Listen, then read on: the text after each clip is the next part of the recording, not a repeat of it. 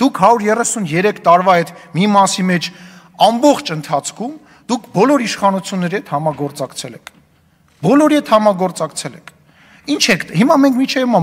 մաքրում ենք այդ ձեր համագործակցության հետևանքը, միջև հիմա չենք կարողանում մաքրենք։ 133 տարի, ինչ 133 տարի։ Թիվա, ուղղակի թիվ։ Չէ, իրա պետականությունը,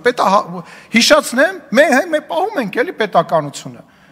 Պահում ենք էլի պետականությունը առանց ձեզ։ Գալիս է ասում է Տիկին Գյուղեղյանը ասում է Գելափի վերջին օրինակը բերեցին մերոնք։ 1% է դաշնակցության որ վարկանիշը 1% հասկանում եք։ Այն դոգմականունով են կերպարը 1.5-ա դուք 1%-ա։ Չէ, մենք ուրախ չենք, մենք տխրում ենք։ Գիտեք ինչի ենք տխրում, որովհետև մեզ ընդդիմություն է պետք։ Յուրաքանչյուր իշխանությանը պետք է առողջ ընդդիմություն։ Մենք չունենք ընդդիմություն, եթե դուք ձեզի նկատի ունեք, դուք ընդդիմություն չեք։ Պարոն Մանուկյան, մի հատ լրեք, հա։ Դուք զբաղեցնում եք։ Լրեք, պարոն Մանուկյան։ Դուք զբաղեցնում եք ընդդիմության դաշտը Ռոբերտ Քոչարյանի եւ Սերժ Սարգսյանի փողերով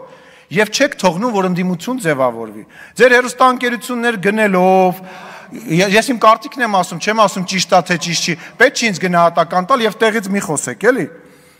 Գնացեք, դոգի հետ մրցեք այդ 133 տարի։ Էտա ձեր մակարդակը դարել այսօր։ Հա, եղավ, մի բան պարտադիր ասա, որ հետո եթերով բան անես, ցույց տաս, որ դու ինչ-որ բան ես խոսել ես ընթացքում։ Էն էլ չլինի Արտուր Խաչատրյանը հետս եկավ Անգլիա ու որպեսի արդարացնի իմ հետ Անգլիա գալը, հանկարծ իմ հետ չասոցացվի, եկել է կառավարության ներկայացուցին հարցա տալի BMW-ի գնումից է խոսում, այդ ուղղակի տենց կպցնում է, որ մի հատ ձեռի հետ ինձ կպնի։ Պարոն Խաչատրյան, ախր այդ ճանապարհները մթով եմ անցել, էլի ձեր անցած ճանապարհները։ 6 ամիս, մի րոպե լավ, մի րոպե։ Ասում եք, մենք վերադառնալու ենք ազգային ժողով մեր օրակարգով։ Որն է ձեր օրակարգը։ $1 միլիոն հարց։ Կասեք որն է ձեր օրակարգը։ 6 ամիս առաջ այդ որ փողոցում էիք անվտանգություն չկար։ Հիմա կա, որն է ձեր օրակարգը։ Կամ գալիս, այ լավ է որ խոսեցիք այդտեղից, Տիկին Գյուղեղյան։ Այդ որ տենց գալիս եք վարկանիշներից եք խոսում։ Ինչի՞ չեք պահանջում նոր ընտրություններ։ Ուրա, ես չեմ լսել այս բան։ Գիտեք ինչի չեք պահանջում։